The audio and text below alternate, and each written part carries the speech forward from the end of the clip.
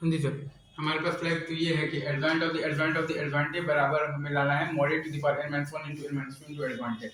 तो A advantage is equal to mod into I N होता है। तो adjoint of the advantage into adjoint of the advantage A is equal to mod to the power n - 1 का whole square into आपके पास I N again adjoint A is equal to mod to the power n - 1 का whole square into आई n. अब हम लोगों ने कर दिया है प्री मल्टीप्लाई बाय एडवांट। अब हम लोगों ने कर दिया है प्री मल्टीप्लाई बाय एडवांटेज। तो हमारे पास आ गया है mod to the power n - 1 into advantage बराबर आ गया है mod to the power n - 1 का होल स्क्वायर इनटू एडवांटेज। तो हमारे पास फाइनल रिजल्ट आ गया है बेसिकली एडवांटेज बराबर mod to the power n - 1 into n - 2 into आ गया है एडवांटेज।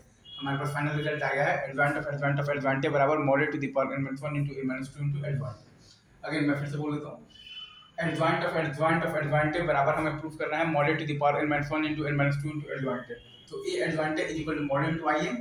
तो advantage into advantage is equal to mod to the power n - 1 का होल स्क्वायर इनटू आई एन। अगेन मैं बोलता हूं advantage into advantage is equal to mod to the power n - 1 का whole square into आई N. तो अब हम लोगों ने कर दिया है प्री मल्टीप्लाई बाय एडवांटेज। तो हमारे पास आ गया है mod to the power n - 1 into advantage और ये बराबर आ गया है मतलब mod to the power n - 1 का होल स्क्वायर इनटू एडवांटेज के। तो हमारे पास जो फाइनल रिजल्ट आया है वो आया है basically advantage is equal to mod to the power n - 1 into n - 2 into advantage.